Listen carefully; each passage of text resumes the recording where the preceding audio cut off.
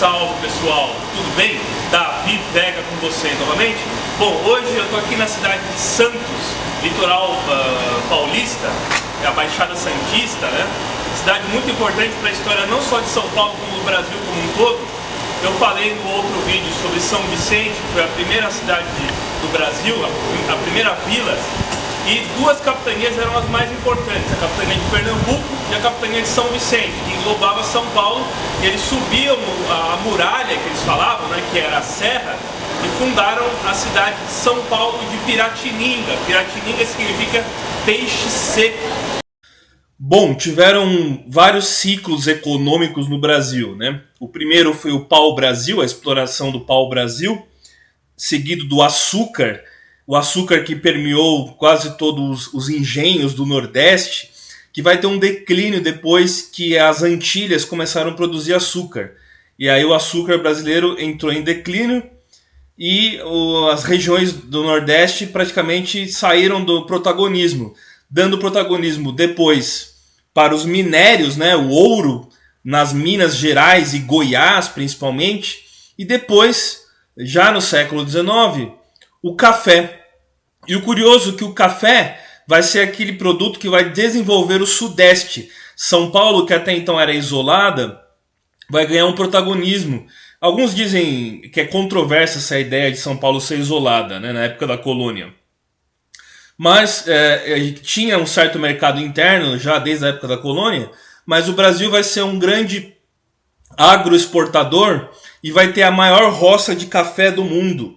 A maior roça, maior plantação do mundo foi no Brasil, a plantação de café que permeou o Sudeste brasileiro.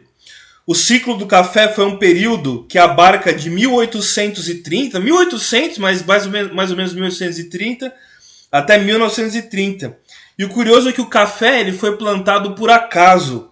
Ele é originário da Etiópia, o café. São Paulo vai se desenvolver muito com sua infraestrutura da São Paulo Railway, as linhas férreas de São Paulo, né, que rasgou o Brasil todo. Não só as linhas férreas, mas também o cabo de telégrafo. O telégrafo vai ser vai rasgar o Brasil de norte a sul, leste a oeste, principalmente nos investimentos durante o Império de um sujeito chamado Irineu Evangelista de Souza, o Visconde de Mauá, o Barão de Mauá. Ele que vai ser um dos fundadores do Banco do Brasil, né? E ele importou até os ferros da Inglaterra, os tijolos da Inglaterra, e ele fez as primeiras estações e linhas férreas do Brasil. Teve depois a Sorocabana, até pouco tempo atrás tinha a FEPASA, né? Mas na verdade vai ser a São Paulo Railway. E essa São Paulo Railway, ela pegava o café de boa parte da produção do Sudeste, Minas Gerais, um pouco em Espírito Santo, até em parte do Rio de Janeiro, mas era mais no Vale do Paraíba, em São Paulo, onde tem as cidades de Taubaté, Caçapava, principalmente Taubaté, né? E eles pegavam esses cafés e desciam de trem para o Porto de Santos. Então Santos foi muito importante por conta de ser o lugar que escoava o café. A produção da linha férrea escoava o café para Santos.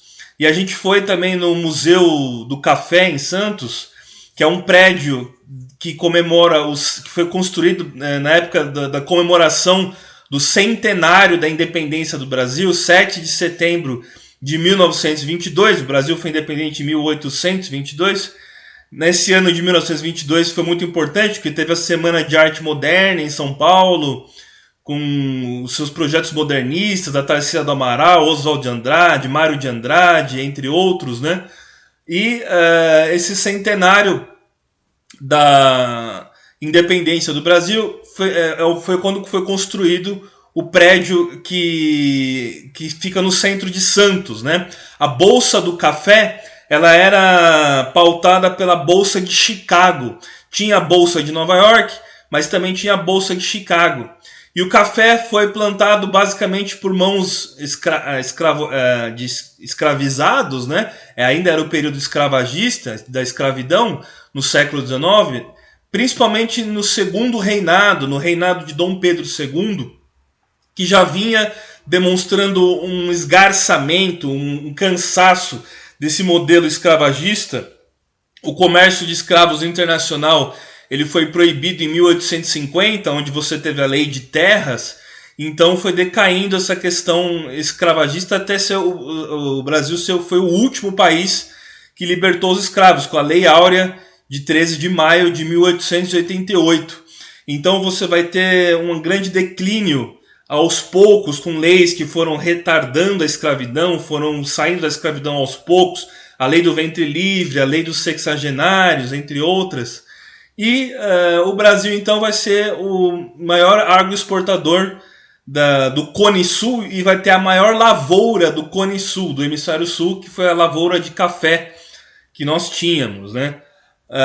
Depois foi proclamada a República em 15 de novembro de 1889 e muitos desses escravizados, após a Lei Áurea, eles foram deixados de escanteio para ganhar a mão de obra de imigrantes. Os imigrantes vieram aos montes da Europa, principalmente da Itália, Espanha, também da Ásia, do Japão, né? Os japoneses vieram muito nessa época da imigração do século XIX, e principalmente durante as guerras mundiais do século XX, e trouxeram técnicas de plantio, técnicas de tratar a terra e tudo mais, e desenvolveram o café. O café, a produção de café. As sacas do café, elas eram ensacadas, tinha as costureiras que faziam as sacas do café, e boa parte desse café era para exportação. E o Parque Industrial de São Paulo, principalmente na época do Getúlio Vargas, o Getúlio Vargas em 1930 chega por conta de uma revolução, né, da Aliança Liberal, ele chega ao poder em 1930 com o governo provisório, e seja na época do Estado Novo em 37 ou quando ele foi eleito em 54, ele montou o Parque Industrial não só de São Paulo, mas do Brasil como um todo, mas principalmente de São Paulo. E esse Parque Industrial foi montado graças às commodities do café. Então a gente visitou a Bolsa do Café, que é o atual Museu do Café, e é muito interessante. Eu recomendo a vocês que, se vocês forem a Santos, façam esse passeio. Tem o passeio do bonde, que passa pela linha férrea do Barão de Mauá, ainda conservada, e também o Pregão do Café. Vale muito a pena vocês conferirem. É um prédio que tem vários símbolos maçônicos. Tem uma estrela de Davi bem grande no chão, ali na sala principal. As cadeiras onde eram tida o pregão, onde acontecia o pregão do café, né? E hoje tem vários utensílios da cultura cafeeira, né? Os rastelos, as enxadas. Hoje você tem colhedeiras de café, né? Mas por muito tempo eram pessoas com mão de obra em abundância, seja na época da escravidão ou seja depois com os imigrantes que trabalharam nas roças de café. O Getúlio Vargas mandou queimar várias roças de café para regular os preços, e foi uma intervenção do Estado na economia. E dizem que foi as primeiras medidas keynesianas, né?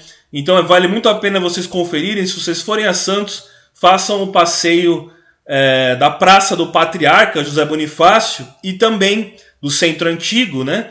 E também o Museu do Café. Vale muito a pena visitar o Museu do Café.